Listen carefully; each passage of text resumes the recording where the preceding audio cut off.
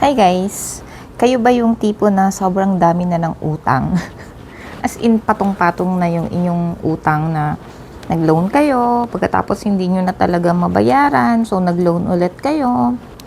And then, yung in-loan nyo, ibinayad nyo lang din sa inyong utang na hindi nyo na talaga mabayaran. Or di kaya naman, laki na ng utang nyo sa credit card na tipong hindi nyo na mabayaran.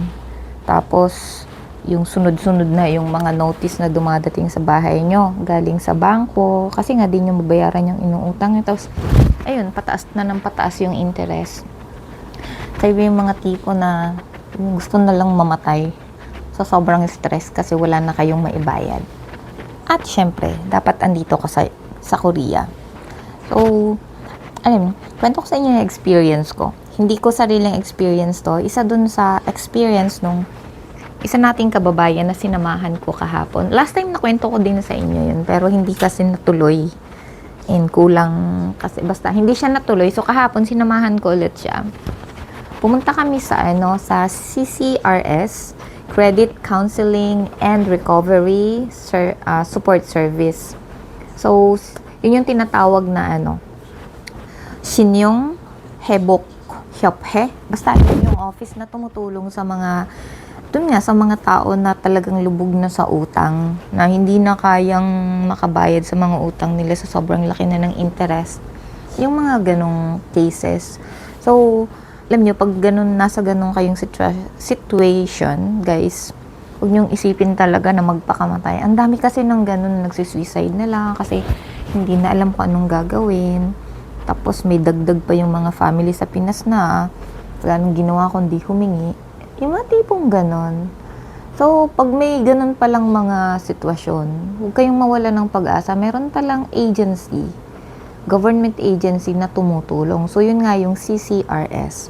So, kahapon yung sinamahan ko, actually, malaki yung utang na niya. Ang nangyari sa kanya kasi is, may utang siya dati. Pagkatapos, hindi na niya kayang bayaran, nahihirapan siyang magbayad. So, ang ginawa niya, nangutang ulit siya sa ibang bangko. Tapos yung inutang na yon ay ibinayad niya dun sa dating utang niya. So, ang nangyari kasi parang naging chain na yung utang niya hanggang sa nahihirapan na siyang magbayad. So, yun. So, lumapit siya sa akin at nagpasama siya doon. Sinamahan ko naman. And, ang dali lang pala, guys. Alam niyo yun, hindi niyo pala kailangan magpakamatay o magbigti uminom ng kung ano-ano. No need. Kung may nasa ganun kayong sitwasyon, huwag na kayong magdrama sa social media. Yung aksayahin yung buhay nyo. Meron palang agency na tutulong. So, yun na nga, pumunta kami doon. And, before kayong pumunta doon, dapat, huwag kayong pupunta basta-basta. Kailangan na meron kayong, appointment.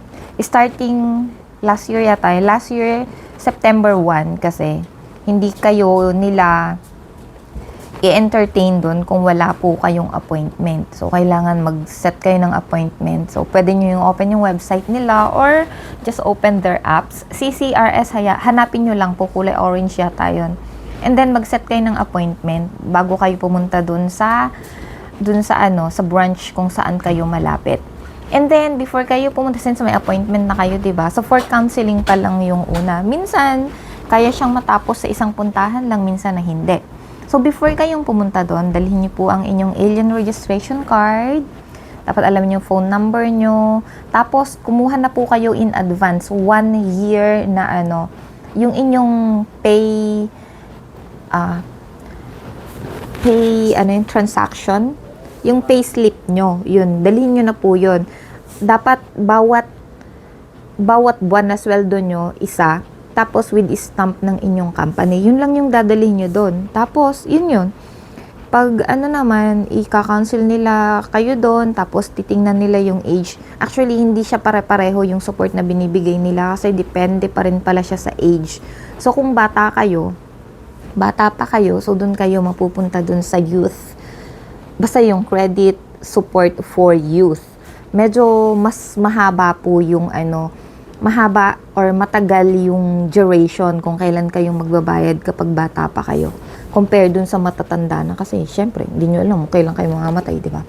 So, yung sinamahan ko kahapon, ang laki talaga ng niya, from 15.5% na interest bumaba siya sa 10% interest na lang yung utang niya. Tapos no need na niyang bayaran ng buo katulad nung binabayaran niya. For example, yung utang niya is 1 million every month yung binabayad niya. Ang nangyari sa kanya, 250,000 won na lang yung kanyang babayaran every month.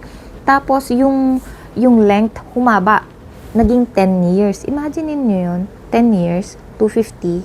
Binalating from Kuship Manon, naging 250 yung kanyang babayaran every month. Pero hindi ibig sabihin na nag-apply kayo dun, mawawalan na kayo ng utang. Bababa lang po yung interest. Pagkatapos, yun nga, medyo hahaba yung yung time kung kailan kayo magbabayad. So, hindi na kayo dun sa pinag-utangan nyo na magbabayad, kundi dun na po mismo sa kanila. Sila yung magpa-process na nung inyong utang, ganito, ganyan. Hindi ko alam paano yung mga sunod nilang ginagawa dun. Basta yun na po yun. So, kung kayo nandun sa sitwasyon na yun, ay huwag niyong isiping magpakamatay, mag-suicide, or magsugal, or kung mag-ano-ano. Kasi, may mga nakakatulong pala. So, yun lang. Alam, bagong experience siya sa akin. And, I think makakatulong siya sa mga kababayan natin. Kaya ginawa ko ng video. So, yun lang guys. Kung meron po kayong gano'n na problema, pwede nyo po akong tanungin anytime. Siguro naman matutulungan ko kayo dyan. So, yun na yan.